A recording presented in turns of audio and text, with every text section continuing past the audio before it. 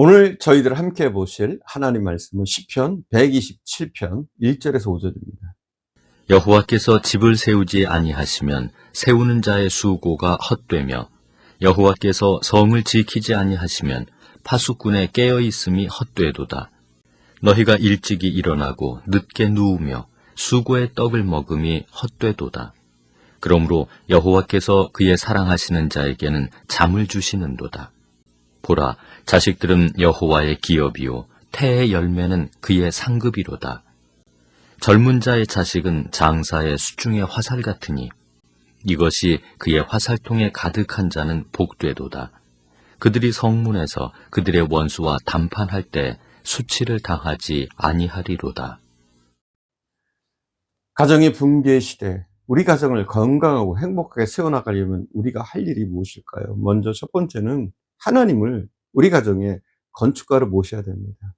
하나님이 건축하시는 가정, 하나님의 설계대로 하나님의 계획대로 건축되어져 가는, 지어져 가는 그런 가정이 되어야 될 줄 믿습니다. 두 번째는 하나님의 사랑받는 자가 되셔야 합니다. 여러분, 하나님의 사랑받는 자, 하나님의 말씀을 지킴으로, 하나님의 뜻에 따라 순종함으로 하나님의 사랑받는 자가 되셔야 합니다. 마지막 세 번째, 하나님의 기업 관리자가 되셔야 합니다. 본문 3절에서 시편 기자는 뭐라고 얘기하고 있느냐? 자식은 여호와의 주신 기업이다 말하고 있습니다. 우리는 오늘날 기업 경영을 많이 말하는 시대에 살고 있습니다. 그러나 우리에게 가장 중요한 기업은 바로 자녀입니다. 자녀야말로 우리 가정의 미래이며 우리 사회의 미래입니다. 부모는 바로 이 자녀라는 기업의 관리자인 겁니다. 주께서 상급으로 기업을 맡겨주신 선물이 바로 자녀들입니다. 우리가 단순한 의무가 아닌 기쁨과 감사함으로 주인 되신 하나님의 뜻을 따라 자녀를 잘 키워나간다면 바로 그 자녀의 기업이 우리를 명예롭게 할 것입니다. 5절 마지막의 약속이 바로 그것입니다. 5절 봉독하겠습니다. 이것이 그의 화살통에 가득한 자는 복되도다. 그들이 성문에서 그들의 원수와 담판할 때 수치를 당하지 아니하리로다. 저희가 성문에서 그 원수와 말할 때 수치를 당치 아니한다 말합니다. 반면에 어떤 사람이 사회에서 아무리 성공한 사람이어도 만일 그 자녀가 부끄러운 삶을 살고 무슨 사고라도 친다면 그는 그의 성중에서 고개를 들고 살지 못할 겁니다. 그러므로 우리 모든 부모는 무엇보다 먼저 하나님의 기업인 자녀들의 성실한 관리자가 되셔야 합니다. 그것은 우리의 직장이나 사업의 성공보다 더 중요한 우리 인생의 우선순위적인 과제입니다. 그렇습니다. 우리는 우리 자녀들을 세움으로써 우리 가정을 세우는 겁니다. 그러나 기억하실 정말 중요한 것이 있습니다. 자녀를 세우는 가장 좋은 방법은 부모들 자신이 행복한 삶을 사는 것을 자녀들에게 보여주는 것이라는 사실입니다. 자녀들은 부모의 말로만 교훈을 받는 것이 아닙니다. 부모의 삶을 보고 배우는 겁니다. 그런 의미에서 이혼은 자녀들에게 제일 불행한 모범, 불행한 유산을 남기는 것입니다. 이혼은 용서받지 못할 죄는 아니지만 이혼은 심각한 죄입니다. 그래서 성경은 하나님이 이혼하는 것을 미워하신다고 말씀합니다. 이혼으로 무너뜨리기엔 가정은 너무나 소중한 하나님의 기대와 소망이 담겨있는 거룩한 처소입니다. 하나님은 그의 위대한 창조 역사를 가정의 창조로 마무리하셨습니다. 하나님의 아들이신 예수 그리스도께서 이 땅에 오셔서 공생애를 시작하실 때 제일 먼저 하신 일이 무엇이냐? 결혼식에 참석하셔서 결혼하는 가정의 기쁨을 더하기 위해서 물로 포도주를 만드는 기적을 행하신 일입니다.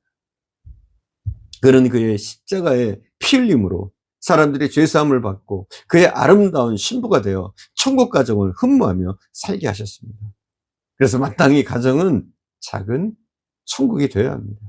이 땅의 모든 가치 가운데 가정을 대신할 것은 아무것도 없습니다. 가정은 눈물겹고 아름다운 행복을 알기에 가정에 눈물 겪고 아름다운 행복을 알기에 평생 가정을 가져보지 못하고 가정을 떠나 표류하면서 가정을 그리워하다가 가정에 대한 세상에서 가장 아름다운 노래를 작사하고 세상을 떠난 독신 남자가 있습니다. 배우요, 극작가였던 그는 고향인 미국 뉴욕을 떠나 영국을 주무대로 유럽에서 20년 이상을 활동한 후 아프리카에서 세상을 떠났습니다. 그 세상을 떠나자 미국 정부는 그의 유해를 미국으로 가져오도록 했습니다. 그의 유해가 뉴욕에 도착했을 때 뉴욕 사상 최대 인파가 몰려들어 뉴욕 시민들은 그의 귀국을 환영했고, 다시 수도 워싱턴으로 옮겨진 그의 유해는 워싱턴 중심부를 인파로 메운 퍼레이드 후 미국 대통령 체스터 아더와 국무위원의 정중한 영접으로 워싱턴 오크힐 묘지에 묻히게 되었습니다. 그의 공헌은 오직 하나입니다. 그가 미국인들에게 가정의 가치를 깨우친 노래 가사를 남겼다는 사실, 그것 때문입니다. 그의 노래는 이렇게 시작합니다. 즐거운 곳에서는 날 오라 하여도 내쉴 곳은 작은 집 내 집뿐이리. 이런 노래 있잖아요, 여러분. 아마 들어보셨을 거예요. 이 가사를 원문에 충실하게 다시 옮겨보면 이렇습니다. 세상의 쾌락들과 궁전들을 배할지라도 나를 겸허하게 하는 것, 내 집 같은 곳은 없다는 것이라니. 하늘로부터 오는 아름다움, 우리를 거룩하게 하는 그곳, 온 세상 다 배하여 찾아도 정말 홈, 스위트홈, 집 같은 곳은 없다네. 집을 떠난 곳의 어떤 찬란함도 나를 현혹시킬 수는 없다네. 오, 그 사랑스러운 초가 오두막 집을 내게 주시게나. 내 부름 따라 새들은 다시 유쾌히 노래하는 그것들을 내게 주시오. 그리고 무엇보다 소중한 마음의 평화를 함께. 스위트홈, 집 같은 곳은 없네. 하워드 페인이라는 사람의 이야기입니다. 가정은 하나님이 설계하셨습니다. 가정은 하나님의 꿈입니다. 이 가정을 소중히 여기십시오. 그러면 하나님이 당신을 소중히 여기실 겁니다. 가정을 지키십시오. 그러면 하나님께서 당신을 지키실 겁니다. 가정을 세우십시오. 그럼 하나님께서 당신을 세우실 겁니다. 사랑하는 여러분, 가정이 잘 돼야 우리 헤아림 교회도 잘 될 겁니다, 여러분. 이 가정의 날, 여러분과 저의 가정이 더욱 진리의 말씀 위에 견고히 세워지기를 가정의 설계자요, 건축자이신 주의 이름으로 축복합니다. 기도하겠습니다. 사랑하는 주님, 하나님이 우리를 사랑하셔서 우리에게 기업으로 주신 자녀들, 하나님 믿음 안에 잘 우리가 관리할 수 있도록 인도해 주옵소서.